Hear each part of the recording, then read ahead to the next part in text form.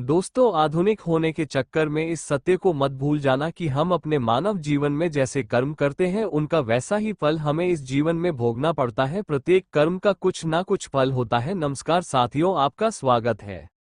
मित्रों, आज हम आपको सुनाएंगे एक बूढ़ी औरत और उसकी 3 बहुओं की कहानी जो अपने कर्मों की वजह से कुतिया बन गई।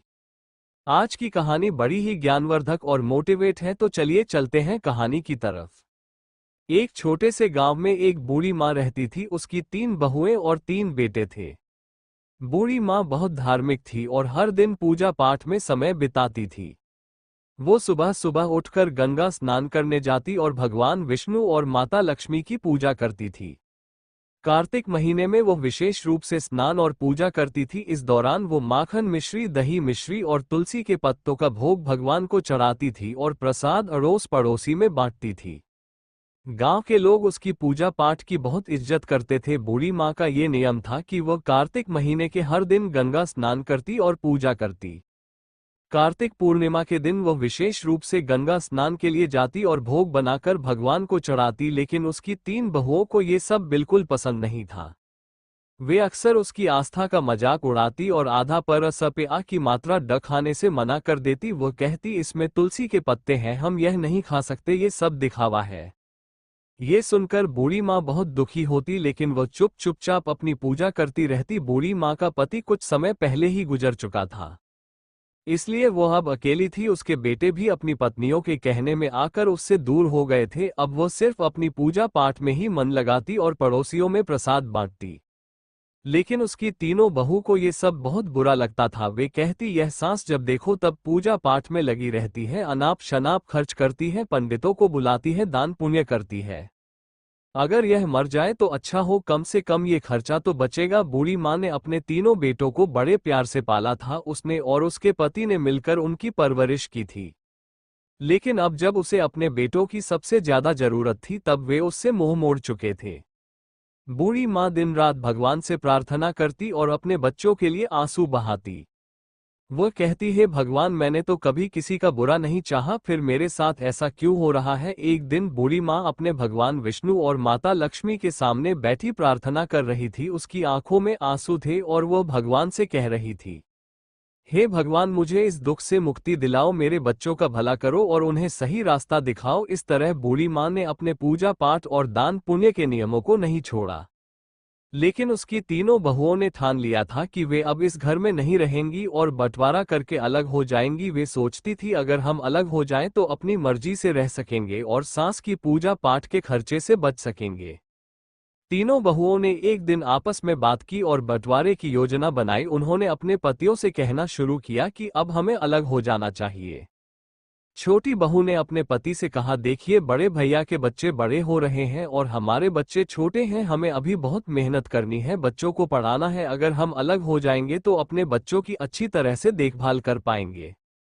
सास का खर्चा बहुत ज्यादा है, हर समय पूजा पाठ में लगी रहती है और बहुत पैसा खर्च करती है। मैजली बहू ने भी अपने पति को समझाया, देखिए, अब बंटवारा हो जाना चाहिए, हम अपनी मर्जी से रहेंगे, क्या खर्चा करना है क्या नहीं करना है ये हम खुद तय करेंगे। सास के नखरे और खर्चे अब बर्दाश्त नहीं होते, हमें अलग रहकर अपने बच्चों का ध्यान रखना है। बड़ी बहू ने भी अपने पति से यही बात कही, बच्चे बड़े हो रहे हैं, कल उनका शादी ब्याह करना है, पैसे कमाते रहेंगे और सास का खर्चा करते रहेंगे तो कैसे चलेगा। हमारे बच्चों का भविष्य सुरक्षित करना है तो हमें अलग होना ही पड़ेगा। तीनों बहुओं ने अपने अपने पतियों को समझा बुझाकर उनके मन में बंटवारे की बात डाल दी। तीनों भाई अब बंटवारे के लिए तैयार हो गए। गांव के पंचों को बुलाया गया और घर का बंटवारा करने की बात हुई। तीनों बहुएं भी बंटवारे में हिस्सा लेने के लिए तैयार हो गई। गांव के पंचों ने घर का 4 हिस्सों में बंटवारा किया, 3 बेटों के लिए और एक बूढ़ी माँ के लिए घर का सारा सामान भी 4 हिस्सों में बांट दिया गया। बूढ़ी माँ अब अकेली रह गई। पंचों ने अपना फपे की मात्रा सलाह सुनाया और चले गए। तीनों बहुओं ने अपना अपना सामान अपने अपने हिस्से में रख लिया। बूढ़ी माँ के हिस्से में जो झोपड़ी थी वह उसमें रहने लगी। अब वह अकेली थी और अपने बेटों से निराश होकर अपने भगवान से प्रार्थना करती रहती थी। वो रोज सुबह जल्दी उठकर गंगा स्नान करती और भगवान विष्णु और माता लक्ष्मी की पूजा करती। वो पहले की तरह ही भोग बनाकर भगवान को चढ़ाती और फिर अड़ोस पड़ोस में प्रसाद बांटती। लेकिन अब वो बहुत अकेली हो गई थी। उसके तीनों बेटों ने उससे मुंह मोड़ लिया था और उसकी बहुओं ने उसे घर से बाहर कर दिया था। वो रोज भगवान से प्रार्थना करती है, भगवान मुझे इस दुख से छुटकारा दिलाओ, मेरे बच्चों का भला करो और उन्हें सही रास्ता दिखाओ। बूढ़ी माँ के पास जो थोड़ा बहुत आटा दाल और चावल था वो उसी से काम चलाती। वो सोचती है अब मुझे अपनी जिंदगी इसी तरह गुजारनी पड़ेगी। मेरे बच्चों ने तो मुझे छोड़ दिया है, लेकिन मैं भगवान की भक्ति नहीं छोड़ूंगी, उसकी भक्ति में कोई कमी नहीं आए। वो हर रोज तुलसी के पत्तों से भगवान का पूजन करती और पड़ोसियों को प्रसाद बांटती। एक दिन जब बूढ़ी माँ अपनी झोपड़ी में बैठी रो रही थी, तभी एक युवक आया। उसने दरवाजा खटखटाया। बूढ़ी माँ ने दरवाजा खोला और देखा कि एक 17-18 साल का हष्ट-पुष्ट युवक खड़ा था। उसके चेहरे पर तेज झलक रहा था। उसने कहा, अम्मा आप मुझे पहचान नहीं पाए, लेकिन मैं आपके मायके से आया हूँ। मेरा नाम कृष्णा है, मेरे पिताजी ने मुझे आपकी मदद करने के लिए भेजा है। बूढ़ी माँ ने आश्चर्य से पूछा, कृष्णा तुम मेरे मायके से आए हो? मैंने तो तुम्हें कभी देखा नहीं। कृष्णा ने मुस्कुराते हुए कहा, हाँ अम्मा, मैं आपके भाई का पोता हूँ। हमें खबर मिली कि आपके बेटों ने आपको घर से निकाल दिया है, इसीलिए मेरे पिताजी ने मुझे आपकी मदद करने के लिए भेजा है। बूढ़ी माँ की आंखों में आंसू आ गए। उसने कृष्णा को अंदर बुलाया और उसे बैठने के लिए कहा। उसने पानी का गिलास और थोड़ा सा गुड़ दिया। कृष्णा ने पानी पिया और गुड़ खाया। फिर उसने अपनी थैली से कुछ खाने का सामान, कपड़े और दवाइयाँ निकाली। उसने कहा, अम्मा ये सब सामान मैं आपके लिए लाया हूँ, आप भूखी मत रहना, हम रोज आपको खाना भिजवाए जी। बूढ़ी माँ ने कृष्णा को आशीर्वाद दिया और कहा, बेटा तुम्हारा बहुत बहुत धन्यवाद, तुमने मेरे लिए जो जो किया है उसके लिए मैं भगवान से तुम्हारे सुख समृद्धि की प्रार्थना करूंगी। कृष्णा ने बूढ़ी माँ से विदा ली और वापस चला गया। बूढ़ी माँ ने अपने भगवान का धन्यवाद किया और सोचा, भगवान ने मेरी प्रार्थना सुन ली, अब मैं भूखी नहीं रहूंगी। अब बूढ़ी माँ को रोज खाना मिल जाता था। वह पहले की तरह ही भोग बनाकर भगवान को चढ़ाती और पड़ोसियों को प्रसाद बांटती, लेकिन उसकी तीनों बहुओं को ये सब देखकर बहुत जलन होती थी। वे सोचती थी कि यह बुढ़िया आखिर कहाँ से इतना खाना ला रही है, इसके पास कोई कमाने वाला भी नहीं है, फिर यह इतना तंदुरुस्त कैसे हो रही है। तीनों बहुएं बूढ़ी माँ की सेहत देखकर बहुत जलती थी। वे सोचती कि बुढ़िया को हमने इसलिए अलग किया था ताकि वह जल्द ही भूखी प्यासी मर जाए, लेकिन ये तो और तंदुरुस्त होती जा रही है। एक दिन बहुओं ने फैसला किया कि वे बूढ़ी माँ की झोपड़ी में जाकर पता लगाएंगी कि वहाँ क्या हो रहा है। अगले दिन जब बूढ़ी माँ गंगा स्नान के लिए गई हुई थी, तभी तीनों बहुएं उसकी झोपड़ी में घुस गई। वहाँ उन्होंने देखा कि झोपड़ी में दाल चावल आटा मसाले सूखे मेवे और कई तरह का अच्छा खाना रखा हुआ है।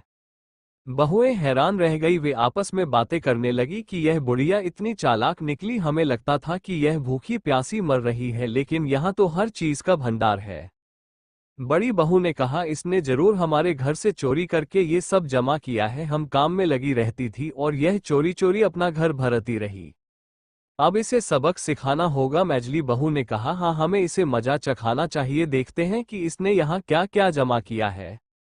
छोटी बहू ने भी सहमति जताई, सही कहा, हमें इसके खिलाफ कुछ करना होगा। तीनों बहुएं झोली भर भर कर सामान अपने घर ले जाने लगी। जैसे ही उन्होंने खाने का सामान उठाया, उन्होंने देखा कि उसमें तुलसी के पत्ते हैं। गुस्से में आकर उन्होंने तुलसी के पत्ते नाली में फेंक दिए। ये देखकर वे और भी क्रोधित हो गई और सामान उठाकर बाहर जाने लगी। तभी एक अजीब घटना घटी। तीनों बहुओं ने देखा कि उनके हाथ पैर धीरे धीरे कुत्ते के पंजों में बदलने लगे। वे डर गई और चिल्लाने लगी, लेकिन कोई उनकी मदद नहीं कर पाया। कुछ ही पलों में तीनों बहुएं कुतिया बन गई। गांव में हड़कंप मच गया। बच्चों और पतियों ने जब ये देखा तो वे हैरान रह गए। उन तीनों के बच्चे चिल्लाने लगे, मम्मी कुतिया बन गई है, पापा देखो मम्मी को क्या हो गया। तीनों बहुओं के पति समझ नहीं पा रहे थे कि यह कैसे हुआ। उन्होंने कोशिश की कि कुतिया को घर से बाहर भगाएं, लेकिन वे घर छोड़ने को तैयार नहीं थी।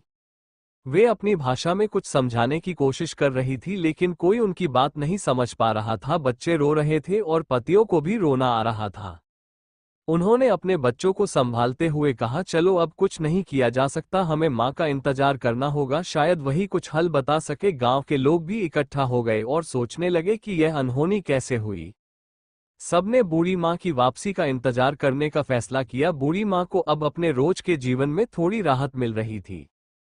कृष्णा रोज खाना रख जाता था और बूढ़ी माँ भगवान का भोग लगाकर पहले की तरह प्रसाद बांटती थी, लेकिन उसे इस बात का कोई अंदाजा नहीं था कि उसके घर में क्या हो रहा है। उसे यही लगता था कि सब कुछ पहले जैसा ही चल रहा है।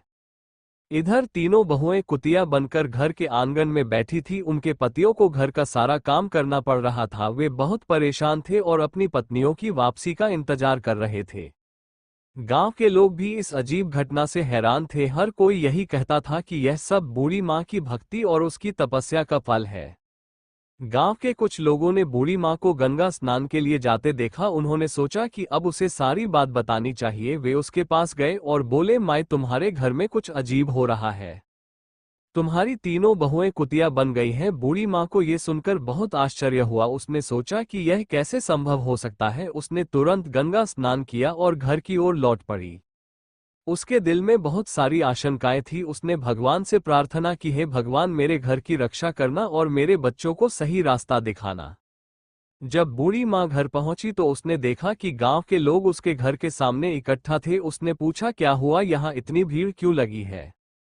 गांव वालों ने उसे सारी घटना बताई। बूढ़ी माँ ने अपने बेटों को बुलाया और पूछा, ये सब कैसे हुआ, तुम लोगों ने क्या किया? बेटों ने रोते हुए अपनी माँ को सारी कहानी सुनाई। उन्होंने कहा, माँ, हमसे बहुत बड़ी गलती हो गई। हमारी पत्नियों ने तुम्हारे सामान को नाली में फेंक दिया था और उसी समय वे कुतिया बन गई। अब हमें नहीं पता कि उन्हें कैसे ठीक करें। बूढ़ी माँ ने अपने बेटों को दिलासा दिया और कहा, भगवान सब ठीक करेंगे, तुम लोग घबराओ मत। बूढ़ी माँ ने अपने भगवान से प्रार्थना की और उनसे समाधान मांगा। उसने सोचा कि शायद किसी साधु बाबा के पास इसका समाधान हो सकता है। उसी समय एक साधु बाबा गांव में आए। बूढ़ी माँ ने उन्हें अपने घर बुलाया और सारा हाल बताया। साधु बाबा ने ध्यान से सारी बातें सुनी और कहा, ये सब तुम्हारी भक्ति और तपस्या का फल है, लेकिन चिंता मत करो, इसका उपाय भी है। बूढ़ी माँ ने पूछा, बाबा कृपया मुझे उपाय बताएं, मैं अपने बच्चों को इस हालत में नहीं देख सकती। साधु बाबा ने कहा, तुम्हें कार्तिक महीने में विशेष पूजा करनी होगी। तुम्हारे स्नान के पानी से तुम्हारी बहुओं को नहलाना होगा और ब्राह्मणों को भोजन कराकर उनके झूठे भोजन को बहुओं को खिलाना होगा। इससे वे अपने असली रूप में वापस आ जाएंगी। बूढ़ी माँ ने साधु बाबा को धन्यवाद दिया और अपने बेटों को यह उपाय बताया। बेटों ने कहा, माँ, हम तुम्हारी हर बात मानेंगे, हम इस उपाय को जरूर पूरा करेंगे। बूढ़ी माँ ने कार्तिक महीने की विशेष पूजा की तैयारी शुरू कर दी। उसके तीनों बेटे और गांव के लोग भी इस पूजा में मदद करने लगे। बेटों ने मिलकर पूजा का सारा सामान इकट्ठा किया और भगवान के लिए भोग बनाने की व्यवस्था की। हर सुबह बूढ़ी माँ गंगा स्नान के लिए जाती और स्नान के पानी को एकत्रित करती। उसके बाद वह भगवान विष्णु और माता लक्ष्मी की पूजा करती और फिर अपने पड़ोसियों को प्रसाद बांटती। इस बीच तीनों बहुएं अभी भी कुतिया के रूप में घर के आंगन में बैठी रहती। उनके पतियों को घर का सारा काम करना पड़ता था। बच्चों को अपनी माताओं की बहुत याद आती थी और वे अक्सर रोते हुए अपनी दादी से कहते, दादी माँ कब ठीक होंगी, हमें हमारी माँ वापस चाहिए। बूढ़ी माँ बच्चों को दिलासा देती और कहती, बेटा, भगवान सब ठीक करेंगे, तुम लोग धैर्य रखो और प्रार्थना कर। बच्चों को शांत करने के लिए वह उनसे कहानियां सुनाती और उनके साथ समय बिताती। बूढ़ी माँ ने पूजा के लिए 5 ब्राह्मणों को बुलवाया। बेटों ने भी अपनी ओर से 5-5 ब्राह्मणों को बुलाया। इस प्रकार कुल 21 ब्राह्मणों को बुलाया गया। ब्राह्मणों के लिए विशेष भोग तैयार किया गया। कार्तिक पूर्णिमा का दिन आया।